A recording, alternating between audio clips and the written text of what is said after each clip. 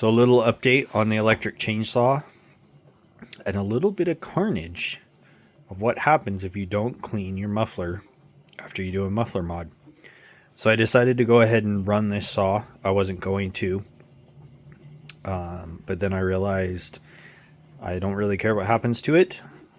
It'd be cool to get a before and after. And so put some fuel in it, started it up, realized how insanely small the exhaust port was on this clone. So I just drilled a giant hole in it with no rhyme or reason. Threw a 32-inch bar on it because that's what I plan on testing the electric chainsaw with. And then did like 30 seconds of tuning and ran it. Fully expecting this thing to seize up on me or have massive carnage. No break-in, no nothing. Did it have carnage? Yes. Was it because I didn't break it in? I don't think so. Here's the interesting thing. There's all these marks on top of the piston. There's a bunch of metallic dust. There are scores on the wall of the cylinder. And there is junk all over the bottom or the top of the cylinder. Pretty sure all of that is because I didn't clean out the muffler, and so it sucked all that back in. So if you are wondering whether or not it is important to get your muffler super clean after modifying it, absolutely. And I think this is proof of it. The cool thing is I put my 40-to-1 Red Armor mix in it, and there is such a nice film of oil everywhere, and it's like sticky and gooey and looks good. So I'm pretty happy with that. I'm going to keep running that in my saws. As for the electric chainsaw side of it, I decided to go a little bit different route. That big motor I had that I was going to put in it, trying to package that was going to actually be much harder than I thought. So I decided to go with two smaller motors that are really high output for what they are size-wise. But it does allow me to put the battery packs on the saw, so it'll be a self-contained unit. Power-wise, this should be on par with like a work ported 90cc saw.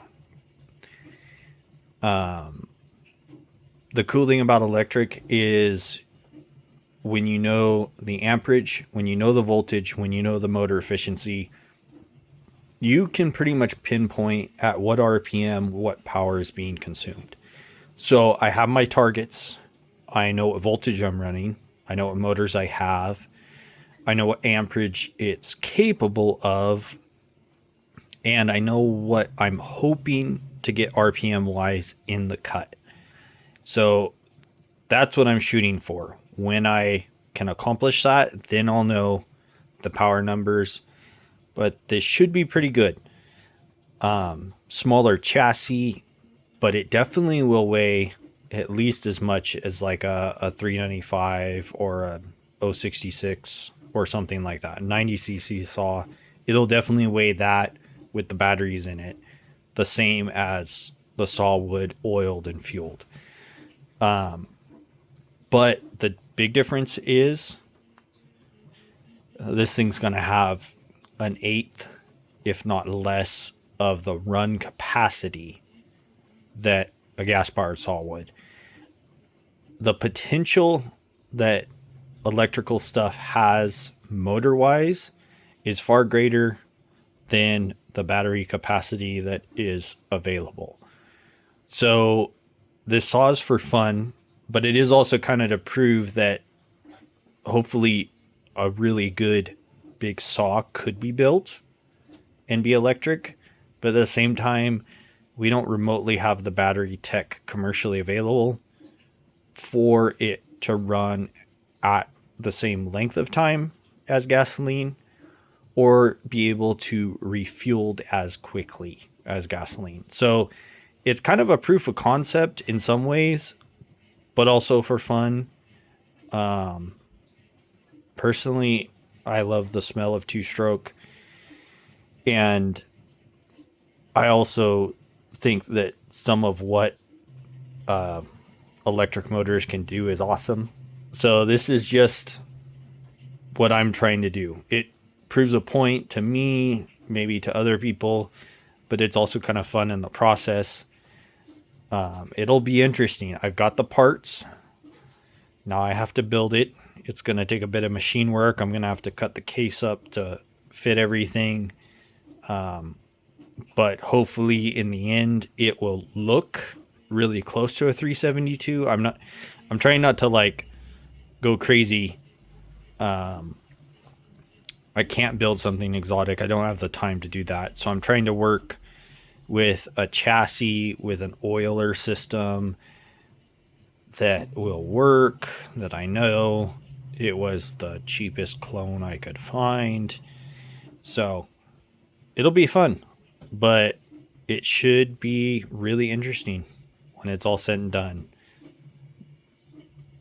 I think I'm going to name it the EMP, the Electric Money Pit. If you guys have any other thoughts as to what it should be named, go for it. But I think that that's kind of going to stick. I like having an acronym for it, and it's definitely a money pit so far. So I would have been better off buying a real saw and having it ported and end up with similar results. But the journey, this will be fun. So hope you guys are all doing well. Hope you enjoy this. And let me know in the comments if you think it should be named something else. Come up with something creative. So have a good one, guys.